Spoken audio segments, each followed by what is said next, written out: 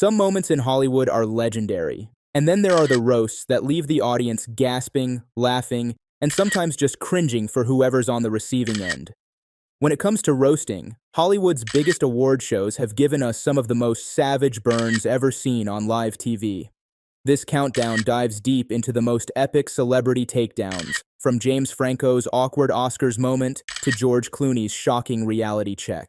Let's jump into the heat. Mel Gibson, the unstoppable target of Ricky Gervais's Golden Globe roasts. Mel Gibson, come on. No, come on. I'm not going to have a go at him. He's been through a lot. Not as much as the Jews, to be fair. Mel Gibson and Ricky Gervais have a history that's almost as infamous as some of the jokes themselves. The saga started back in 2010 when Gervais took the Golden Globe stage and set his sights directly on Gibson's well-known struggles with alcoholism. For Gervais, this wasn't just a one-off joke. It was the beginning of a long-running roast that would stretch over several Golden Globe ceremonies, with each new year piling on even more tension, more laughs, and a few unforgettable moments of pure awkwardness. Let's rewind to 2010, where it all began. Gervais was hosting the Golden Globes for the first time, and his reputation as an edgy, no-holds-barred comedian was already well known. But even seasoned Hollywood insiders were shocked. Offended anyone? I didn't mean, it's not my fault. There's a lot of powerful people here, so if I said it's... Honestly, I like a drink as much as the next man. Unless the next man is Mel Gibson.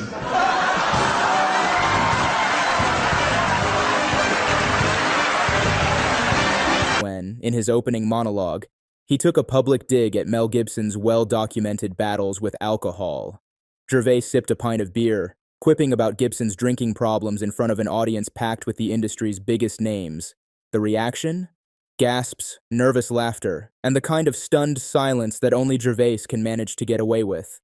For a Hollywood star like Gibson, who was trying to move past his troubles, the jab was a brutal reminder of his past, all delivered with a mischievous smile from Gervais. But that was just the warm-up. First presenter is beautiful, talented, and Jewish, apparently. Mel Gibson told me that. He's obsessed. Please welcome Scarlett. By 2011, Gervais was back to host again, and this time, he took things even further. Gervais not only revisited Gibson's struggles with addiction, but he also hit on an even more controversial topic: Gibson's infamous anti-Semitic remarks. As he introduced Scarlett Johansson, a Jewish actress, he made a pointed comment about Gibson's history of making offensive remarks. This wasn't just edgy, it was risky. Even for Gervais, who was known for pushing boundaries, this felt like he was venturing into uncharted and definitely uncomfortable territory. The audience's reaction was a mix of uneasy laughs and shocked expressions.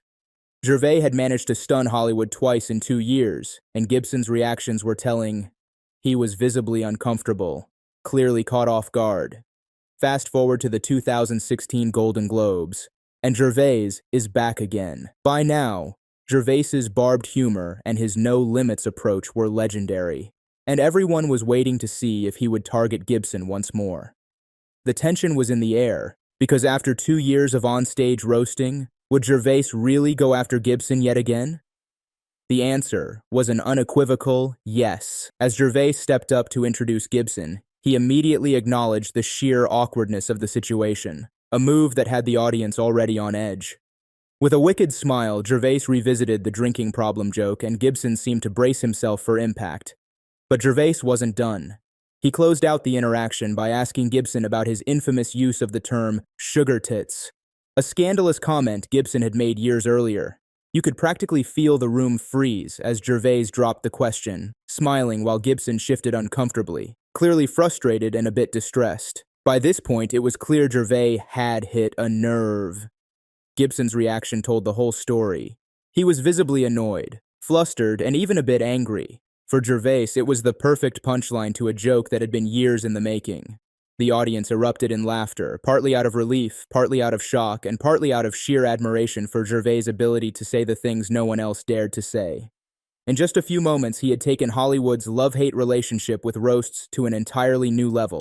Mark Bernett and the blame game for Trump's presidency. When Jimmy Kimmel took the Emmy stage in 2016, but television can also tear us apart. I mean, if it wasn't for television, would Donald Trump be running for president? he didn't just have a target, he had a whole agenda. Mark Bernett, the producer behind The Apprentice, was about to get roasted. With Trump's polarizing campaign in full swing, Kimmel laid the blame on Bernett, accusing him of creating the Trump phenomenon through reality TV. But Kimmel didn't stop there. He went as far as saying Bernett should be thrown over the wall if Trump got elected. That's more than just a roast. It's a full-on smackdown. Kimmel didn't just roast Bernett. He framed him as the mastermind behind a cultural shift, a huge accusation delivered with a laugh but leaving the audience in stunned silence. Bernett was left to laugh it off, but you could see him sweating. Joe Pesci gets mistaken for Baby Yoda. When you think of Joe Pesci, what comes to mind? Baby Yoda. Oh, that's Joe Pesci, sorry. A seasoned actor with serious roles, right? Well, Ricky Gervais had other ideas. At the 77th Golden Globes, the British comedian, known for his blistering sense of humor, decided to compare Pesci with none other than the internet sensation Baby Yoda. Imagine that. Joe Pesci, the man who gave us legendary performances in Goodfellas and The Irishman, suddenly being matched up against a green, adorable, wide-eyed alien puppet. It wasn't just a simple comparison either. Gervais went all in, clearly poking fun at Pesci's age and his famously intimidating demeanor. Ricky knew exactly what he was doing, and the crowd's reaction said it all. And honestly, would you dare tell Joe Pesci he resembles a character as cute as Baby Yoda to his face? Only Ricky Gervais. Amy Poehler's sly dig at James Cameron. James Cameron is one of the most celebrated directors of all time, but he's also famous for his uncompromising personality. During the Golden Globes, Amy Poehler took aim at Cameron while complimenting his ex-wife, Kathryn Bigelow. She subtly implied Bigelow's expertise with the theme of torture, and the audience instantly connected the dots. The implication? Working with Cameron is no walk in the park. The camera panned to Jessica Chastain, who looked positively shocked by the clever roast. It's rare to see someone take on a legend like Cameron, and it's even rarer to see the audience so completely on board with it. Ricky Gervais dares to roast Scientology. Nothing is off limits to Ricky Gervais, and he's proven that time and time again. But at the 2011 Golden Globes, he may have pushed the envelope further than ever.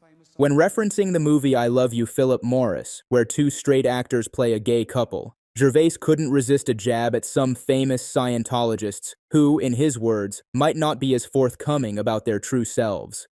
The audience grasped, groaned, and Ricky himself looked like he knew he'd just dropped a live grenade. Scientology is a controversial topic in Hollywood, and for Gervais to throw shade like that, well, let's just say he was incredibly brave. Or incredibly reckless. Either way, that roast remains one of his mostly daringly. But many of you in this room probably know him best from such facilities as the Betty Ford Clinic and Los Angeles County Jail. Please welcome Robert Downey Jr. Robert Downey Jr. takes the Betty Ford and jail jokes in stride. Robert Downey Jr. had one of the most impressive comebacks in Hollywood. From a troubled past to being Iron Man, his story is nothing short of inspiring. But at the Golden Globes, Ricky Gervais didn't see it that way. Instead, he introduced Downey by referencing some of his older, more scandalous movie roles, then not so casually mentioned Downey's stints in jail and rehab. Downey, always the charmer, clapped back with grace, even applauding Ricky for his brazen humor. It takes a special kind of confidence to laugh off a roast like that, and Downey proved he had it in spades. In a way, it wasn't just a burn. It was also a celebration of how far he'd come. The 2018 Emmy roast of Roseanne Barr. Controversy was swirling around Roseanne Barr after her infamous tweet in 2018. And Roseanne was canceled by herself, but picked up by white nationalists. Oh.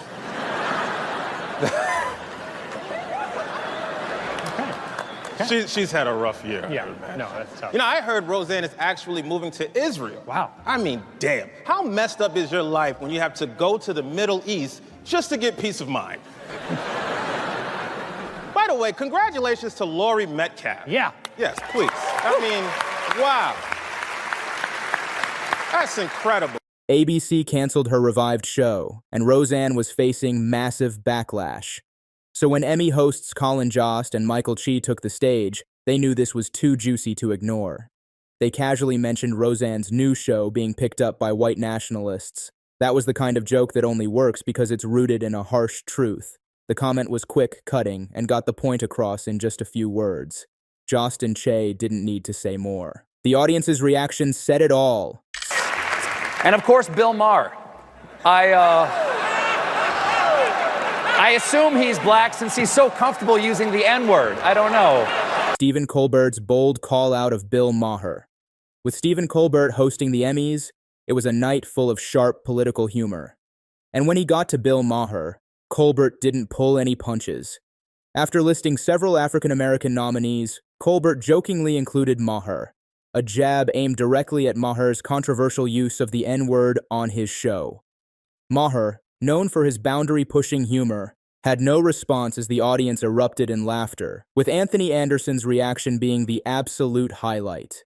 Colbert didn't just roast Maher, he subtly made a point about responsibility and comedy, all with a smile. George Clooney was being celebrated with a prestigious Lifetime Achievement Award at the Golden Globes. And was selected for a 3-person UN commission investigating rules of war violations in the Gaza Strip. So tonight, her husband is getting a Lifetime Achievement Award. But Tina Fey and Amy Poehler couldn't resist pointing out the obvious. Clooney's accomplishments paled next to his wife, Amal Alamuddin, a renowned human rights lawyer. They made it clear that Clooney had landed a powerhouse, and he seemed all too aware of it. The audience loved it. It wasn't so much of a roast as it was a reminder of how incredible Amal's work is, and Clooney, humble as ever, took it in stride. It was a moment that didn't just roast Clooney. It highlighted his wife's achievements in a way only Tina and Amy could pull off. James Franco and the Oscars' most cringeworthy disaster.